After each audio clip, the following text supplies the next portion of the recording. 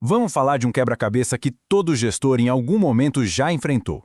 Por que uma pessoa com qualificações incríveis no papel, às vezes não entrega o resultado esperado na prática? Pois é, essa pergunta é o nosso ponto de partida hoje.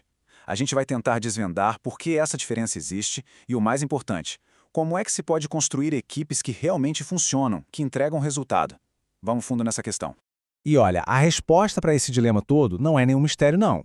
Na verdade, existe quase uma fórmula, uma estrutura bem poderosa que ajuda a gente a entender o que realmente significa ser competente para uma função. E essa ideia não é de agora, viu? Mas a relevância dela só aumenta com o tempo. Ela foi criada por Scott P. Perry lá nos anos 90 e de lá para cá evoluiu tanto que virou um padrão mundial. Isso dá uma base muito sólida e já testada para a gente entender o desempenho profissional. E tá aqui a tal fórmula, na sua essência. C mais H mais A é igual a competência. Esses três pilares, quando a gente junta eles, dão uma visão super completa do potencial de uma pessoa. Então, o que a gente vai fazer agora é decodificar cada uma dessas letrinhas. Vamos lá! Agora é hora de entrar no detalhe de cada um dos três pilares que formam a verdadeira competência profissional. Entender cada pedacinho é o que faz a diferença na hora de aplicar esse modelo. Bom, o primeiro pilar é o C de conhecimento. A gente pode pensar nele como o saber. É toda aquela bagagem teórica, sabe? As informações, os conceitos que uma pessoa acumula ao longo da vida. É a fundação, a base onde todo o resto vai ser construído. E como é que a gente constrói esse saber? De várias formas. Vem da faculdade, dos cursos, dos certificados, mas também da leitura e, claro, das experiências de vida que a gente junta. Tudo isso vai formando o repertório de um profissional. Na sequência, vem o H de habilidade. Esse é o saber fazer. Porque não adianta nada ter um conhecimento gigantesco guardado na cabeça se a gente não consegue usar isso na prática. A habilidade é exatamente isso, pegar a teoria e transformar em ação, em resultado. E aqui a coisa fica bem interessante, olha só essa divisão. Existem as habilidades técnicas, as famosas hard skills, tipo saber mexer num programa específico, e existem as habilidades comportamentais, as soft skills, como liderança e comunicação. E hoje em dia essas últimas são tão ou até mais importantes. E para fechar o trio, a gente chega no A de atitude, o querer fazer. Para muita gente, esse aqui é o pilar que define o jogo. É o motor que empurra o conhecimento e a habilidade para frente. É a vontade, a proatividade, aquele brilho no olho de querer fazer acontecer. Então, o ponto principal é esse. A atitude é o que realmente mostra o nível de engajamento e o potencial de crescimento. É a parte mais ligada aos valores da pessoa.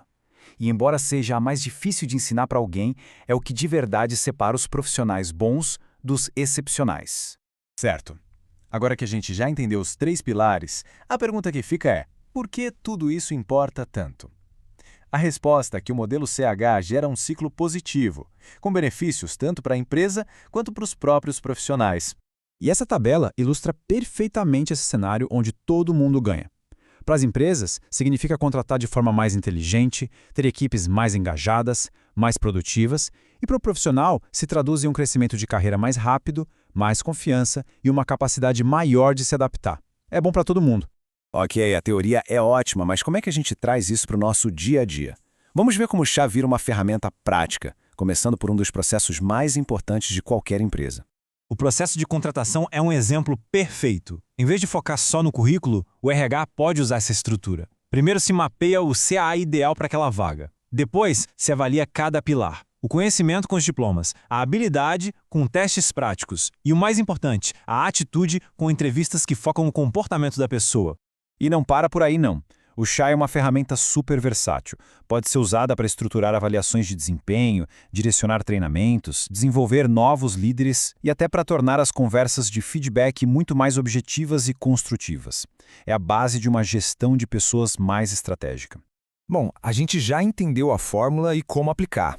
Mas tem uma última camada aqui, uma espécie de chave mestra que leva tudo isso para um outro nível de eficácia. Pensa só por um instante. E se um profissional tem o conhecimento, a habilidade e a atitude ideais para uma função, mas mesmo assim não consegue ter o desempenho esperado? O que é que pode estar faltando aí?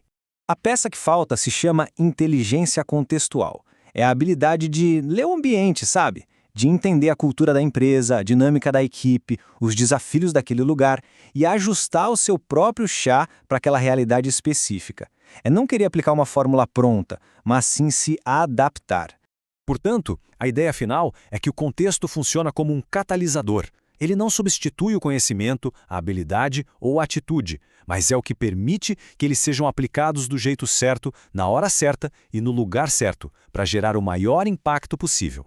E para fechar, fica aqui uma reflexão. Olhando para a própria jornada profissional ou para uma equipe, qual desses 4 elementos, o saber fazer, o querer fazer ou o saber onde e quando fazer, representa hoje a maior alavanca de desenvolvimento? É uma boa pergunta para se fazer.